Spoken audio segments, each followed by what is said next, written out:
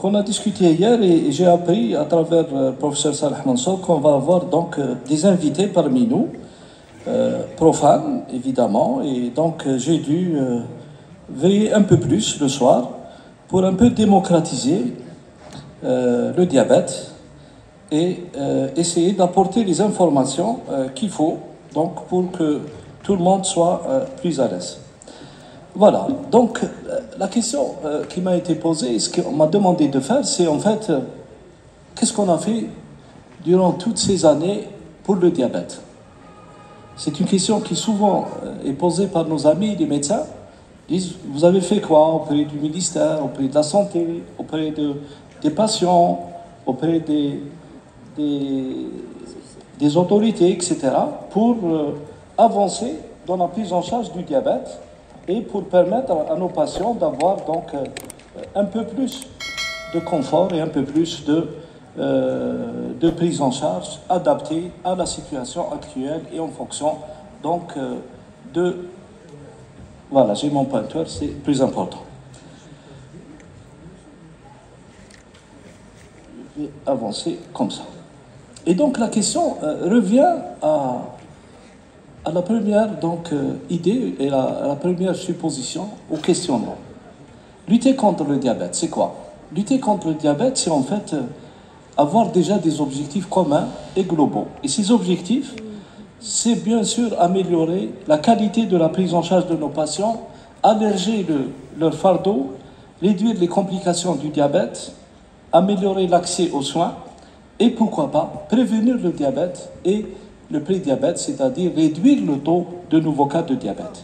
Et bien sûr, ce n'est pas le cas d'autres pays, notamment en Afrique subsaharienne, où les patients diabétiques de type 1 continuent à mourir parce qu'il n'y a pas d'insuline.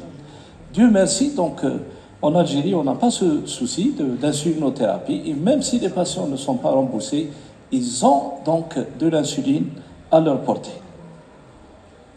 Deuxièmement, depuis longtemps, il y a eu la déclaration de Saint-Vincent en 1989, suivie de plusieurs sous-déclarations, particulièrement au niveau de l'Organisation mondiale de la santé, où tous les pays membres ont signé donc une déclaration et ont signé et approuvé le fait qu'ils devaient prendre en charge et mettre tous les moyens pour améliorer la prise en charge de nos patients diabétiques. Pourquoi?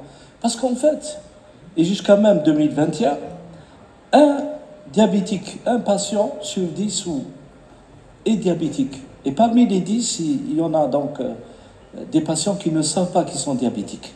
Deuxièmement, 46% en 2014. On va doubler le nombre de diabétiques d'ici 2045. 10% la prévalence mondiale et 6,7 millions de décès liés au diabète par année, beaucoup plus que le sida, beaucoup plus que la tuberculose et beaucoup plus que le paludisme. Et pourtant, on n'en parle pas peut-être suffisamment. 8%, c'est le taux moyen, 8,3%, vous allez voir que nous sommes chanceux maintenant en Algérie dans l'équilibre de nos patients diabétiques. Et puis, quand on passe à un deuxième médicament chez les patients diabétiques, on met 6 ans pour le faire. Donc on est en retard et on est dans l'inertie thérapeutique. Ça, c'est la première raison. Deuxième question, c'est comment prévenir le diabète? Beaucoup de patients nous posent la question, et vous-même, les médecins, nous disent, est-ce qu'on peut éviter de devenir diabétique? Eh bien oui, parce qu'en fait, il faut donc prendre soin de son poids, il faut faire de l'activité physique, il faut manger sainement, et il faut faire de l'activité physique, et puis bien sûr éviter de fumer. Les fumeurs font plus de diabète que les non-fumeurs, et réduire le stress, on l'a appris avec la Covid-19. Vous avez plusieurs facteurs de risque. Vous avez des facteurs de risque qui sont situés sur ma gauche, ici, sur lesquels on peut intervenir. On peut réduire le poids de la population, on peut les informer, les sensibiliser contre la malbouffe, c'est-à-dire toute cette alimentation riche en graisse et en sucre. On peut lutter contre la sédentarité et leur apprendre à faire de l'activité physique ou sinon de la marche, mais parfois il y a des facteurs génétiques sur lesquels on n'y peut rien. Il y a d'autres facteurs plus récents tels que les microbiotes qui interviennent également dans la genèse du diabète.